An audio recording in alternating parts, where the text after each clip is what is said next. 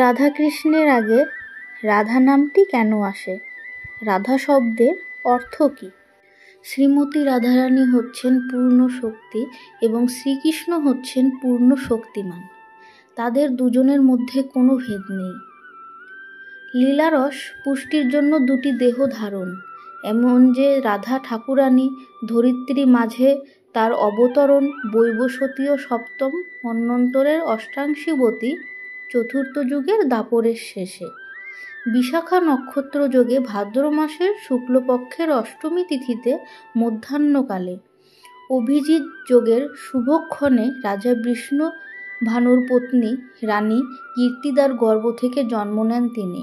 শ্রীকৃষ্ণ বলেছেন, যে ব্যক্তি রা উচ্চারণ করে আমি ব্যগ্র হয়ে তাকে উত্তম ভক্তি প্রদান করি। পরে যখন ধা উচ্চারণ করে তখন আমি তার মুখ থেকে রাধা নাম শ্রবণের লোভে তার কাছে চলে যাই। যে ব্যক্তি ষোড়শ উপাচার সহ নিত্য আমার আরাধনা করে তাতে আমি যত না প্রীত হই তার থেকে বেশি সন্তুষ্ট হই রাধা নাম উচ্চারণ করলে। রাধাকৃষ্ণ প্রথমে রাধার নাম কেন? রাধারানীর চেয়ে শ্রেষ্ঠতর ভক্ত কেউ নেই। যখন রাধার নাম উচ্চারিত হয় তখন কৃষ্ণ অধিকতর আনন্দিত হন। সেটিই পদ্ধতি। যদি ভগবানের সম্মুখে আমরা ভক্তদের চরিত্র তাদের গুণকীর্তন করি, সরাসরি স্বয়ং তার মহিমা কীর্তনের চেয়েও ভগবান বেশি সন্তুষ্ট হন।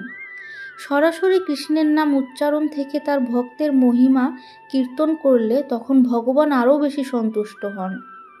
ভগবানের মুখ্য নাম রয়েছে, সেগুলো হলো রোহিণী নন্দন, যশোদা নন্দন, গোবিন্দ ও গোপীনাথ।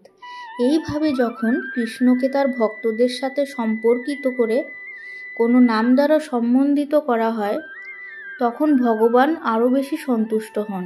এজন্য ভগবানের শক্তি রাধারানী, সীতাদেবী ও লক্ষ্মী দেবী। রাধারানী সেই মূল আদি শক্তি, তার প্রকাশ সীতাদেবী ও লক্ষ্মী দেবী। সুতরাং তার শক্তিকে যখন আমরা আগে সম্বোধন করি তখন ভগবান আরও বেশি সন্তুষ্ট হন।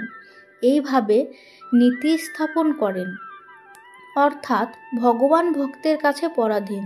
তাই আমরা যেন ভগবানের ভক্তের চরণে কোনো অপরাধ না করি, তাদের সন্তুষ্ট করলেই ভগবান সন্তুষ্ট।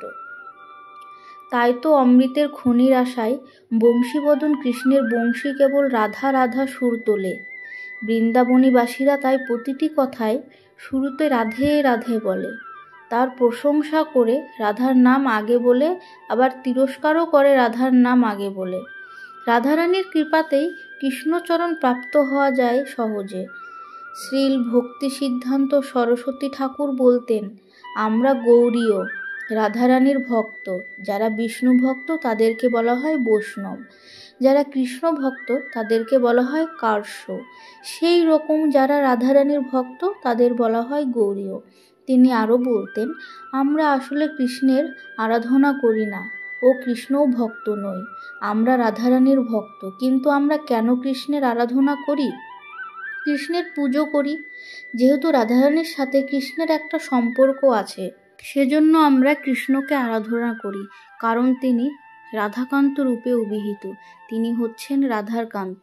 যদি রাধারানীর সাথে কৃষ্ণ সম্পর্ক না থাকতো তাহলে আমরা কৃষ্ণের সেবা করতাম না। কলিযুগের মহামন্ত্রেও শ্রী রাধারানীর নাম হরে ভগবানের রাধিনী শক্তি প্রথমে।